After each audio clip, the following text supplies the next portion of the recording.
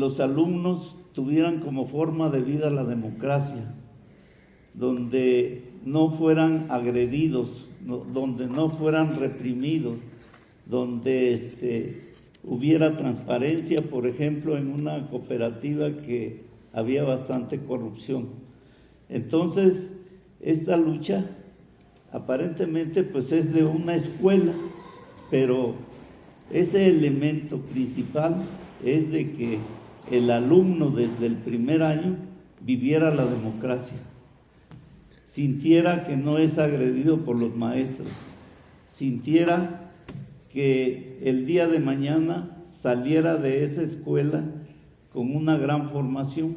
Incluso yo les diría que muchos jóvenes revolucionarios salieron del 6º año de primaria, después se convirtieron en jóvenes revolucionarios, que algunos se fueron a la guerrilla. O sea que era otra orientación que se estaba dando.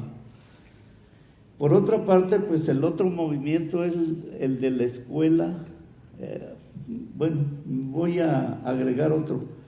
En esta situación de la escuela Modesto Alarcón, como represión, se expulsó a Lucio y a Serafín Núñez Ramos al estado de Durango, porque los consideraban que estaban dando ideas comunistas en sus clases. Entonces, el movimiento siguió, pero ahora con la cuestión de que regresaran los docentes. Y así se siguió la lucha hasta que regresaron otra vez. Un elemento importante es que los profesores expulsados allá luego se integraron a un movimiento que había en Durango, en el Cerro del Mercado, y por otra parte propusieron a las mujeres una lucha porque les dieran empleo a sus esposos.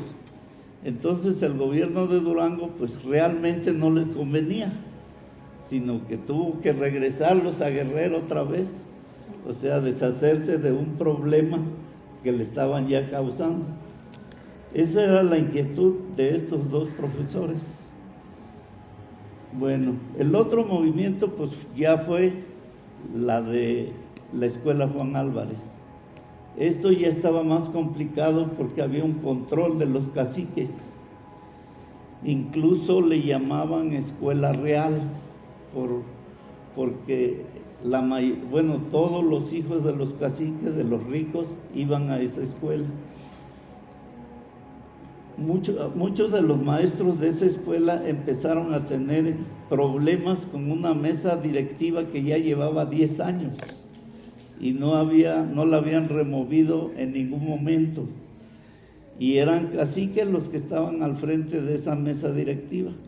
Entonces la lucha empezaron unos profesores de esa escuela, y con poca experiencia pues lo que hicieron es ir a la escuela Modesto Alarcón para que les dieran asesoría. Y pues Lucio no tardó en resolver que sí, y también incluso el otro profesor, Serafín Núñez Ramos. Entonces, cuando empiezan a dar solidaridad, inmediatamente se vuelven los principales líderes de ese movimiento, y todos los maestros de la otra escuela pues recurrían a pedir consejos, a que les dieran asesoría, cómo avanzar. Pero pues el problema es que ya aquí había una situación muy difícil, porque ya Lucio y Serafín Núñez Ramos los tildaban de comunistas, y por lo tanto ya estaban dirigiendo el movimiento. Ese movimiento que iba a ser muy complicado, primero porque una directora tenía vínculos con las autoridades municipales, con los caciques, y incluso con toda esa élite del poder que era la iglesia el grupo de caciques siempre cooptaba a todos, directores de escuela, el empleado de hacienda encargado en la localidad, la iglesia, todos. Esa era una élite que no iba a permitir un cambio como en la Modesto Alarcón, porque ya sabían que ya iba a haber transparencia y ya ellos no iban a dominar, ya iba a haber democracia en cuanto a la mesa directiva, en cuanto a todo el funcionamiento de la escuela. Por otro lado, se dio inicios de otro tipo de escuela. En el movimiento se empezó a buscar obras de teatro, gente que diera conferencia. Incluso fue Renato Leduc, algunos lo recordarán, a dar una conferencia, y bailables. Eso era dentro del movimiento, o sea que había un movimiento festivo y estaba ganando simpatía. La máxima de Lucio era que todos los movimientos nunca se deben aislar de los demás sectores, porque él decía, si luego hay movimientos de maestros y las puras demanditas, decía él, de maestros son los que están peleando. Entonces, si hay un movimiento de maestros, hay que llamar a los campesinos, hay que llamar a los estudiantes, hay que llamar a los colonos, de tal manera, y que esos sectores también expresen sus demandas, exijan su solución a sus demandas. Y eso fue lo que sucedió en el movimiento de la Juan Álvarez. Fue un movimiento no de padres de familia solamente o maestros, sino que fue una lucha del pueblo. Por eso había una gran mayoría en las manifestaciones, en las marchas, y eso era lo que más sentían como peligro los caciques y la burguesía local. Por eso mismo empezaron